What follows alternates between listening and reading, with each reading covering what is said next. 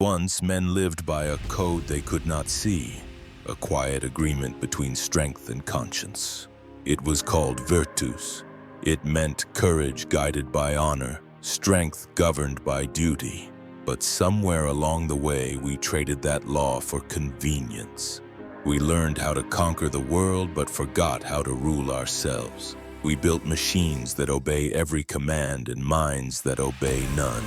We call deceit strategy, arrogance, confidence, greed, ambition, and we wonder why nothing feels sacred anymore. Modern men talk about success, but not about worth. They measure everything in numbers and nothing in character. They build empires out of ego, then collapse at the first sign of consequence. We live in an age that mocks integrity and worships cleverness. Honor is treated as weakness, discipline as obsession, humility as failure. But deep down, something in every man still remembers. A voice that whispers when he's alone and the world is silent. You know what's right. That voice is what remains of virtus, the ancient strength that built men worthy of respect. The Romans called it the foundation of order, the root of all greatness. It wasn't about power, it was about weight, the inner gravity that keeps a man from bending when it would be easier to kneel. And if there's anything the world needs again, it's not more brilliance, not more talent, but men with weight.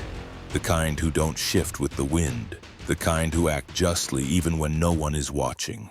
The ancients called that virtus. We will call it the forgotten strength. Chapter 1. The Lost Code.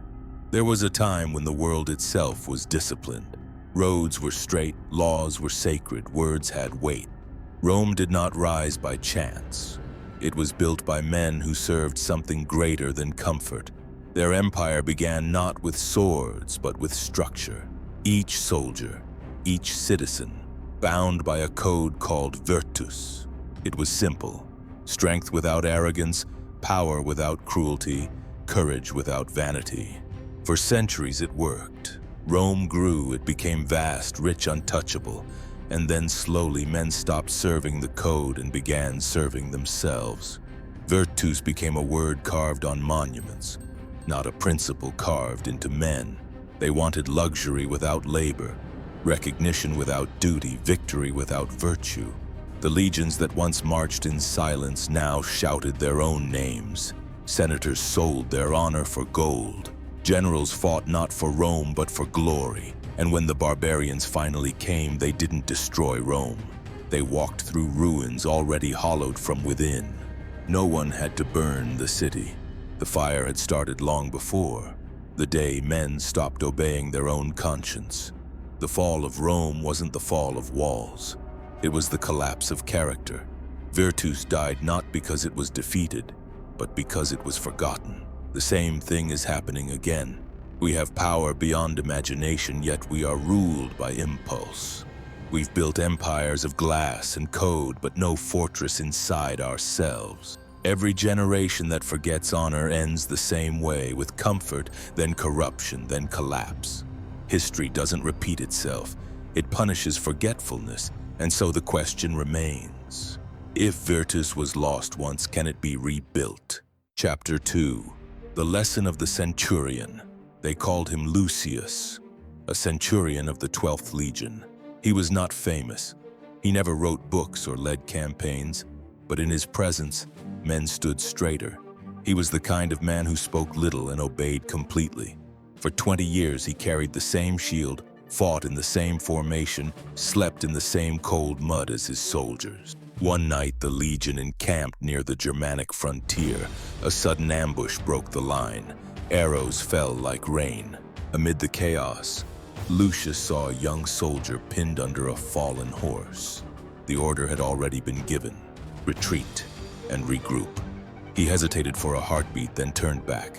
Against command, he ran into the arrows, lifted the horse, and carried the wounded man to safety.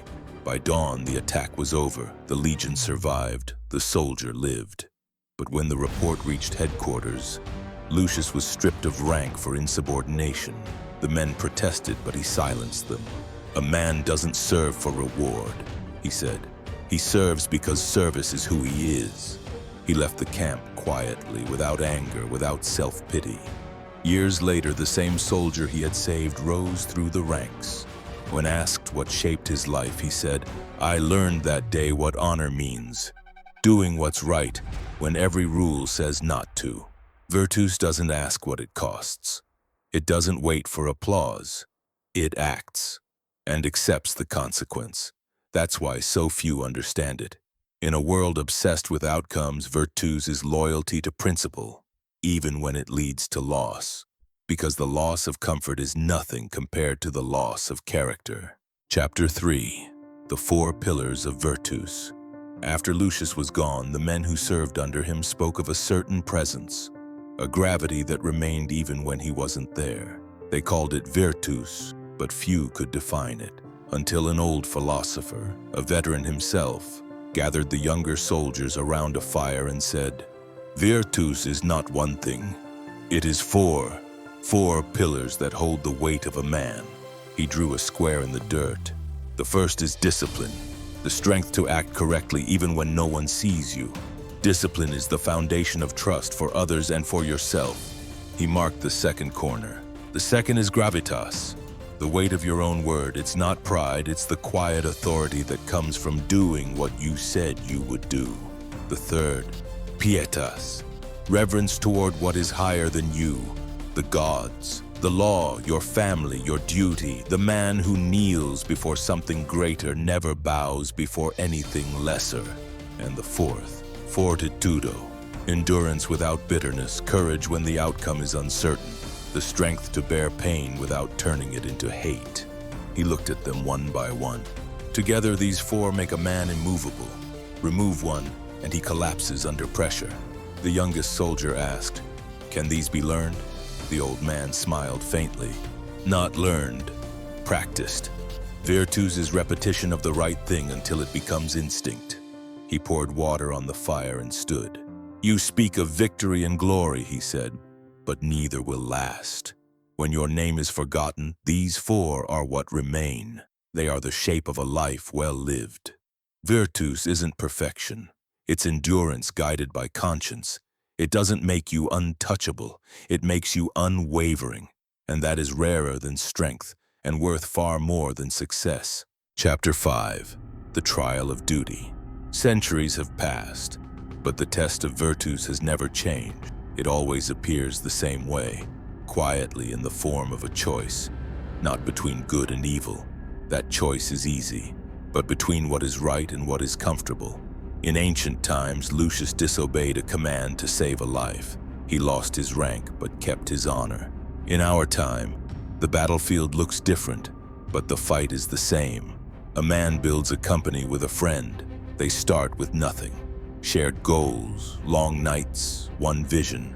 But as success comes, one starts cutting corners, chasing profit over integrity.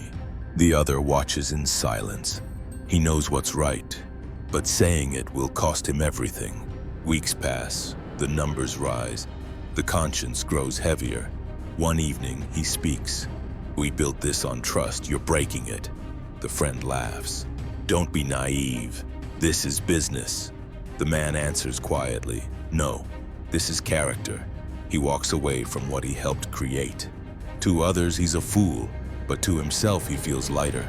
Not proud, not righteous, just clean. That is the cost of virtus. It takes what you love, what you've built, what you think defines you, and demands you choose the right thing anyway. There is no applause in duty, only clarity. Rome had a saying, "Officium ante commodum," duty before comfort. Because comfort breeds decay and duty keeps the structure alive. Every man will face this trial, some in battle, some in business, some in silence, when no one will ever know the difference but them. That's when virtus speaks, not as a voice, but as a weight in the chest that says, "Do what is right, no matter what it costs." The weak call this stubbornness. The wise call it peace, because the man who obeys his conscience no longer needs approval. He already has his own. Chapter 6. Gravitas, the weight of silence. Years passed. The centurion grew old. His scars faded, but the weight he carried never did. Young soldiers still sought him out. they came with questions about strategy, leadership, and command. One day, a recruit asked, "Master, what is the secret of authority? How do men learn to follow?" The old soldier looked at him for a long moment and said, "By watching who remains calm when others panic." The recruit frowned. "So, calm gives power?" "No," the centurion replied. "Integrity does. Calm is only its shadow." He poured water into a cup and set it on the table between them. "Look," he said, "a leader is like this vessel. It carries what others need, but if the vessel shakes, everything spills." The room fell silent. No grand speech, no philosophy, just the steady sound of water against clay. "Gravitas," he continued, "is not about force, it's weight. The quiet assurance that comes from knowing you've already done what is right." The boy nodded, but the centurion wasn't finished. "One day you'll stand before men who are afraid. They'll look at you and search for permission to panic. Don't give it to them. Stand still, say little. Your silence will carry more weight than their fear." That was the last time the recruits saw him. When word of his death spread, no one spoke of his victories. They spoke of the way the camp felt when he entered, how the noise fell quiet, how men straightened their backs without being told. That was his legacy. Not medals, not titles, but presence. Virtus is not what you say. It's what the world feels when you walk into a room. That is the weight of silence. The Romans called it gravitas. We call it the strength that needs no words. Chapter 7. The Oath. The empire fell. The statues cracked. The names were forgotten, but the idea remained.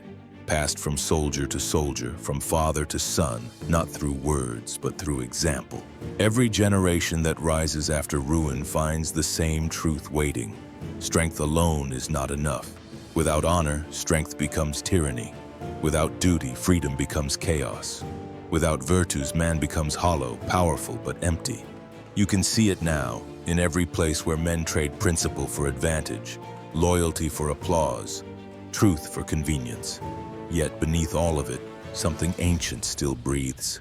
A quiet instinct that refuses to die. It lives in the man who does what's right when no one is watching. In the worker who gives more than he's paid for. In the father who chooses duty over escape. In the friend who tells the truth instead of what's easy.